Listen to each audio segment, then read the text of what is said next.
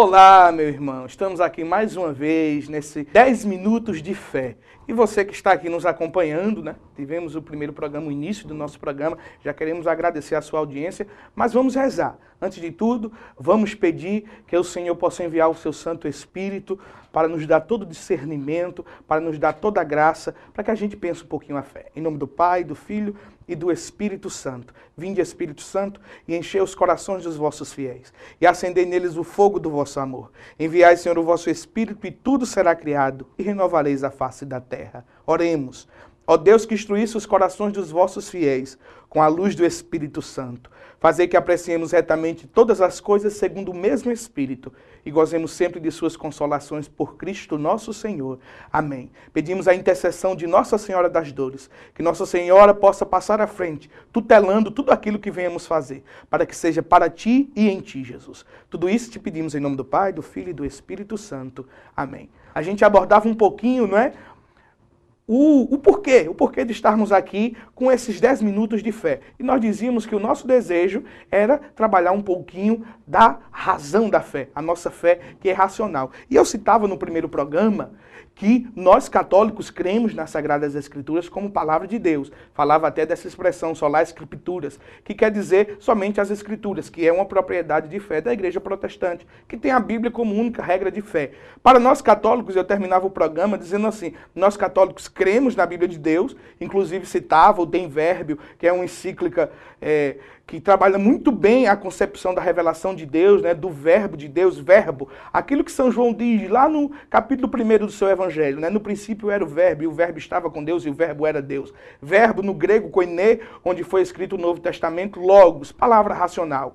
E eu dizia que nós, católicos, cremos na Sagrada Escritura como palavra de Deus. Mas para nós, a palavra de Deus não é só a Bíblia Sagrada. A palavra de Deus, para nós católicos, é a pessoa de Jesus. Por isso, aqui vem um segundo ponto da nossa fé católica. Aonde a nossa fé está embasada? E a nossa fé tem, meus irmãos, como pilar, ou seja, como alicerce, nós temos 3 pontos centrais, onde toda a nossa fé, o nosso credo, está baseado, que são eles: a Sagrada Tradição, a Sagrada Escritura e o Sagrado Magistério. A Sagrada Tradição, a Sagrada Escritura e o Magistério, não é? Pelo Papa, os bispos e toda essa sucessão apostólica. Por isso que em nosso credo nós dizemos que cremos na doutrina dos apóstolos. Doutrina essa transmitida por Jesus e que parte dela, boa parte dela está nas Sagradas Escrituras, mas que boa parte dela também está na Sagrada Tradição e vem sendo transmitido pelos sucessores dos apóstolos, que são os bispos,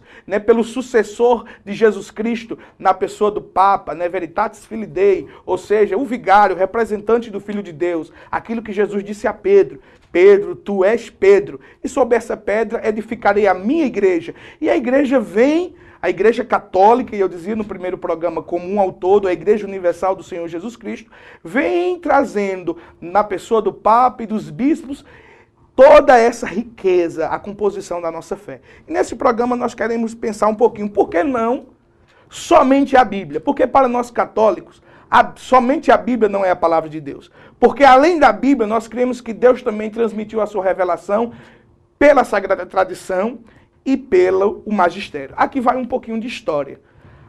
A igreja nasce em Pentecoste. A igreja nasce de uma maneira especial naquela festa de Pentecoste, a festa da colheita dos judeus, 50 dias depois da Páscoa. E a igreja, ela de lá até cá tem mais de 2015 anos. Ou seja, a Igreja Católica, ela é uma igreja, a nossa igreja nasce em Pentecoste. E é interessante pensar que a Bíblia Sagrada, essa Bíblia que você tem nas mãos, essa Bíblia que hoje nós temos a imprensa, é muito fácil de chegar às nossas mãos. Essa Bíblia que nós católicos temos 72 livros e os irmãos evangélicos 66, e nós vamos também no decorrer dessa catequese, né, pensar um pouquinho por que isso. Essa Bíblia Sagrada que você tem, ela não, no início da igreja não existia a Bíblia Sagrada. No início da igreja, os primeiros pais da igreja, os primeiros cristãos, os apóstolos, não tinham a Bíblia como nós temos. Ou seja, o primeiro livro do Novo Testamento, que é o livro, a Carta de São Paulo aos Tessalonicenses, ela foi escrita 50 anos depois da assunção de Jesus aos céus. Ou seja, o Novo Testamento que nós temos, ele durou 200 anos até ser canonizado. O Novo Testamento que é comum em toda a Bíblia, seja ela protestante ou católica. Ou seja, quando a Bíblia veio ser canonizada, veio estar assim, já definida o cânon, que para nós católicos nós temos 49 livros, que nós acolhemos o texto da Septuaginta, e os nossos irmãos evangélicos, os textos maçoréticos. Mas nós, quando essa Bíblia veio ser canonizada, a igreja já existia há 200 anos. E aí eu faço uma grande pergunta, olha, os evangelhos, isso é história, você pode pesquisar, existem historiadores que falam sobre isso. Os evangelhos, os 4 evangelhos, os 3 sinóticos e o evangelho de São João, eles foram escritos depois que São Paulo já tinha escrito as suas cartas. Ou seja, os próprios evangelhos, que a Bíblia não está em ordem cronológica. Do Novo Testamento é Mateus, Marcos, Lucas e São João. Esses evangelhos foram escritos depois das cartas de São Paulo. Não é? Ou seja, já tem, os evangelhos trazem um pouco da teologia de São Paulo. Ou seja, a Bíblia Sagrada, ela veio depois da igreja. A igreja antecede a própria canonização da Bíblia. Então eu sempre faço essa pergunta. Por que nós católicos não cremos que a Bíblia Sagrada ela é o único instrumento de fé? Ou seja, nós não temos essa expressão sola escritura. Porque nós acreditamos que muito da revelação de Deus, na época, repito, em que a Bíblia ainda não existia, vamos lá, 50 anos, o primeiro livro, a primeira carta de São Paulo, 200 anos, o Novo Testamento. O que era que se pregava nessa época? Como eram as celebrações? O que era transmitido aos fiéis? E aí entra a sagrada tradição. Não é? Aí entra aquilo que é com muita propriedade, com muita cautela, a igreja vai dizer, no início da igreja, a igreja vivia da tradição. A igreja vivia a tradição oral, ou seja, a escrita não era tão comum como hoje. A escrita não era, a imprensa não existia. Então, como era que a igreja se reunia, o que era transmitido? Era aquilo que os apóstolos receberam. Santo Inácio de Antioquia, ele vai trabalhar muito bem isso nas suas cartas aos seus padres. Ele vai trabalhar muito bem como eram as celebrações. Você pode ir hoje no Google, você digita lá Santo Inácio de Antioquia, você vai ver isso. Ou seja, a igreja iniciou vivendo da tradição. Não existia a Bíblia Sagrada ainda. Por isso que nós, católicos, entendemos que a Bíblia Sagrada é a palavra de Deus, mas antes mesmo da Bíblia Sagrada existir, Deus já tinha se revelado. Jesus, ele já tinha fundado a sua igreja. E o que se pregava se não existia a Bíblia? E aí nós entramos na sagrada tradição, né? A patrística, os escritos dos primeiros cristãos da época, dos pais da igreja. Então é interessante você entender um pouquinho dessa história. 200 anos a igreja viveu sem Bíblia. E outra, é muito importante saber que a própria tradição e o próprio magistério é que deram veracidade, que deram crédito ao que hoje nós temos como Bíblia Sagrada. Porque nós temos 4 evangelhos na Bíblia, mas não só foram escritos 4 evangelhos. Existem descobertos, pela arqueologia mesmo, mais de 28 evangelhos. Evangelho segundo São Tomé, Maria Madalena, Evangelho de Judas, Evangelho de Barnabé. Por que só 4?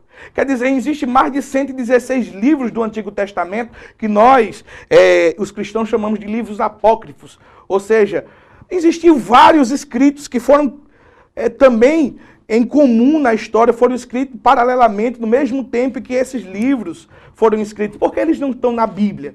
Ou seja, é importante saber que a Bíblia sagrada, ela é sagrada porque a igreja que é sagrada, ela, com toda a sua riqueza, ela que nasceu no Pentecoste, os apóstolos, os bispos da época, eles foram os primeiros a transmitir a fé que receberam de Jesus. Se você for ver, São Paulo diz o seguinte, toda escritura é divinamente por Deus inspirada. Nós acreditamos nisso, que Deus inspirou aqueles que escreveram, mas nós também acreditamos que antes da Bíblia ser escrita, Deus inspirava os apóstolos, Deus inspirava os primeiros bispos para transmitir a fé. E por isso nós aqui temos o segundo aspecto da nossa fé. Além da Sagrada Escritura, nós cremos na Sagrada Tradição.